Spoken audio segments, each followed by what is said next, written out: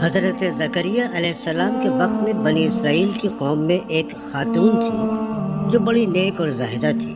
اس کا نام حنا تھا اور اس کے شوہر کا نام عمران بن لاشان تھا، جو کہ حضرت سلیمان علیہ السلام کی اولاد میں سے تھے۔ حنا کے ایک بیٹی تھی جس کا نام عاشیہ تھا۔ اس کی پیدائش کے بہت سال بعد حنا حاملہ ہوئی، تب اس نے بیت المقدس میں جا کر اللہ تعالیٰ کی عبادت میں مشغول ہوئی اور اس نے وہاں پر ایک نظر مانی۔ اللہ تعالیٰ سورہ آل عمران کی آیت 35 اور 36 میں فرماتا ہے، جب عمران کی بیوی حنا نے کہا، اے پروردگار، جو بچہ میرے حمل میں ہے اس کو تیری نظر کرتی ہوں، اسے دنیا کے کاموں سے آزاد رکھوں گی، تو میری طرف سے قبول فرما، اور تو سننے والا اور جاننے والا ہے۔ جب ان کے یہاں بچہ پیدا ہوا اور جو کچھ ان کے یہاں پیدا ہوا تھا اللہ کو خوب معلوم تھا، تو کہنے لگی، پروردگار، میرے تو لڑکی پیدا ہوئی ہے اور میں نے اس کا نام مریم رکھا ہے۔ اس زمانے میں لوگ اپنی اولاد کو بیت المقدس کی خدمت کے لیے اللہ تعالیٰ سے نذر مانتے تھے، جو بڑے ہو کر وہاں کی خدمت سر انجام دیتے تھے۔ اس وقت لڑکی کو نذر خدا نہیں کیا جاتا تھا کیونکہ اس کا دستور نہیں تھا۔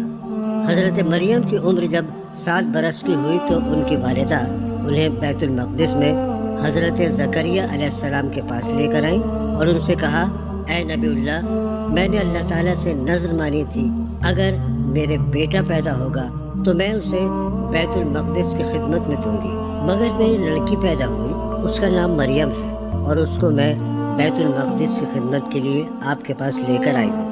حضرت زکریا علیہ السلام نے بیت المقدس کے سب خادموں کو بلایا اور کہا، یہ بچی آج سے یہیں پر رہے گی اور اس کی پرورش کی ذمہ داری کون لے رہا ہے؟ ہر کوئی خادم حضرت مریم کی پرورش کی ذمہ داری لینے کو تیار تھا۔ سب یہی چاہتے تھے کہ ذمہ داری ہمیں ملے۔ اس کے لیے قرعہ ڈالا گیا اور اس میں حضرت زکریا علیہ السلام کا نام آیا اور وہ خوشی خوشی حضرت مریم کی پرورش کرنے لگے۔ انہوں نے سب سے پہلے ایک حجرہ بنوایا جس میں حضرت مریم کے سوا کوئی بھی غیر شخص کے اندر جانے کی اجازت نہیں تھی۔ حضرت مریم اس میں اللہ کی عبادت میں مصروف رہتی اور جب وقت ملتا تو بیت المقدس کے کام میں ہاتھ بٹاتی۔ آہستہ آہستہ ان کی لائقی، عمدہ صفات و کرامات کا بھی لوگوں میں ذکر ہونے لگا۔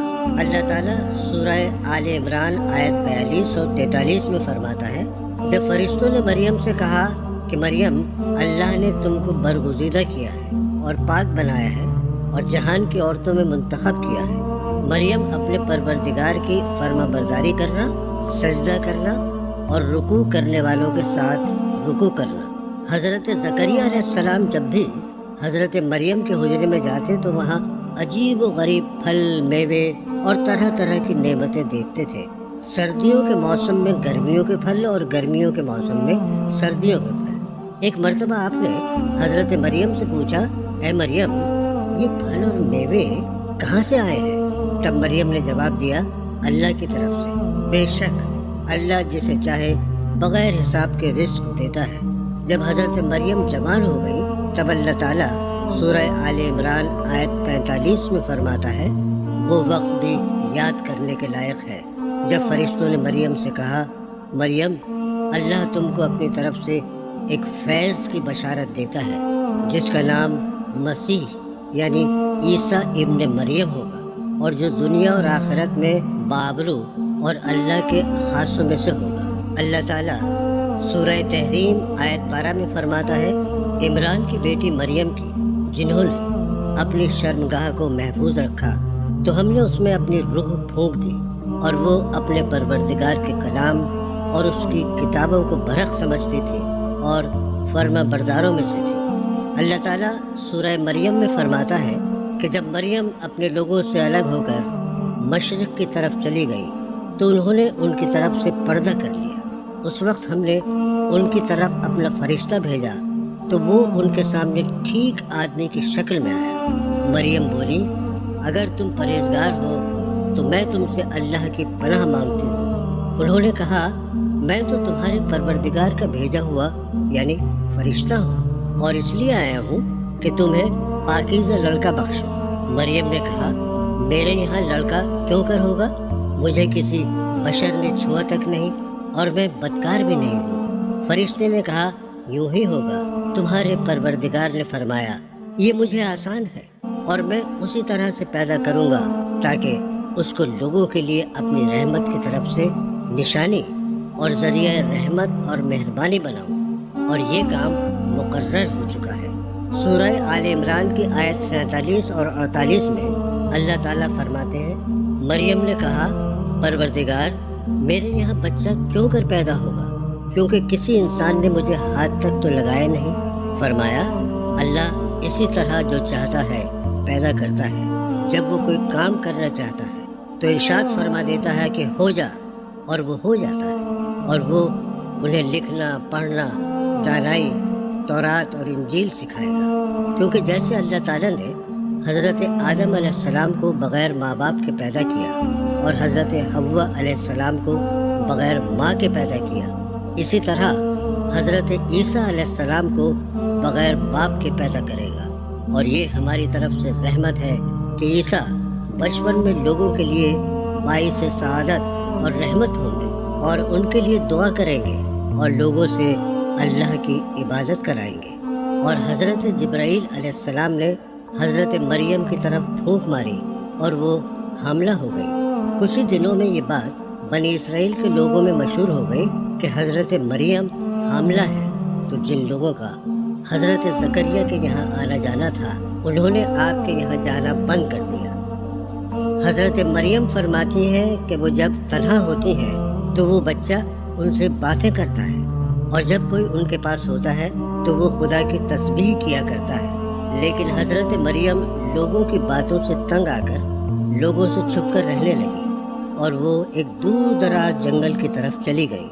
اللہ تعالیٰ سورہ مریم میں فرماتا ہے مریم کے درد ذہ ہونا شروع ہو گیا، جس کی وجہ سے وہ ایک کھجور کے تنے کے پاس آ گئی اور کہنے لگی کاش اس سے پہلے میں مر چکی ہوتی اور بھولی بسری ہو گئی ہوتی۔ اس وقت ان کے پاس آ کر فرشتے نے کہا مریم غمناک نہ ہو، تمہارے پروردگار نے تمہارے پاس ایک چشمہ پیدا کر دیا ہے۔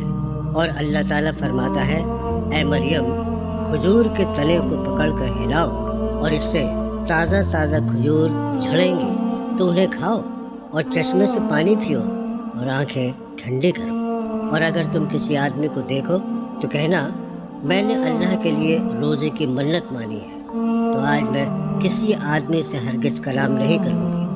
جب آپ کو مخصوص حالت و تکلیف شروع ہوئی تو آپ مجبور ہو کر ادھر ادھر دیکھنے لگی کہ کوئی مدد کو آئے، تبھی اللہ تعالیٰ نے اپنے حکم سے ایک خاتون کو وہاں پر بھیجا جس کی مدد سے حضرت عیسیٰ علیہ السلام کی پیدائش ہوئی۔ پھر حضرت مریم اس بچے کو اٹھا کر اپنے قوم کے لوگوں کے پاس آئی۔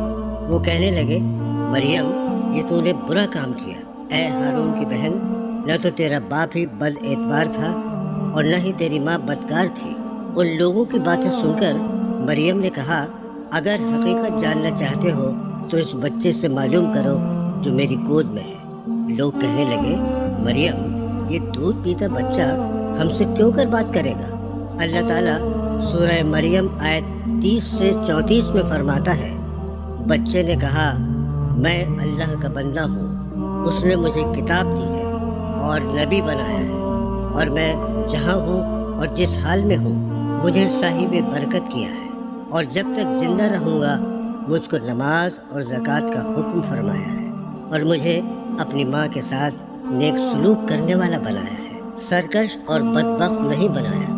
اور جس دن میں پیدا ہوا اور جس دن مروں گا اور جس دن زندہ کر کے اٹھایا جاؤں گا مجھ پر سلام و رحمت ہے، کیونکہ یہ مریم کے بیٹے عیسیٰ ہیں، اور یہ سچی بات ہے جس میں لوگ شک کرتے ہیں۔ مریم کو یاد کرو جنہوں نے اپنی عظمت کو محفوظ رکھا تو ہم نے ان میں اپنی روح پھونک دی اور ان کے بیٹے کو اہل عالم کے لیے نشانی بنا دیا۔ جب لوگوں نے معصوم بچے کی زبان سے یہ کلمات سنے تو حیرت میں پڑ گئے اور کہنے لگے اے مریم تو پاک دامن ہے، تو سچی ہے، تیرا اللہ سچا ہے اور ہم لوگ گنہگار ہیں، ہم نے بہت بڑی بھول کی ہے، تجھے ہم نے غلط سمجھا، اللہ ہم سب کو معاف فرما دے، ہم سے بہت بڑی خطا ہوئی، ہم خطابار ہیں۔ چنانچہ اللہ تبارک و تعالیٰ نے حضرت مریم کی پاک دامنی کی تصدیق حضرت عیسیٰ علیہ السلام کی زبان سے کرائی اور ان باطل عقائد کی تردید کرتے ہوئے ان کی پرہیزگاری کی گواہی قرآن کریم میں بھی نزول فرمائی۔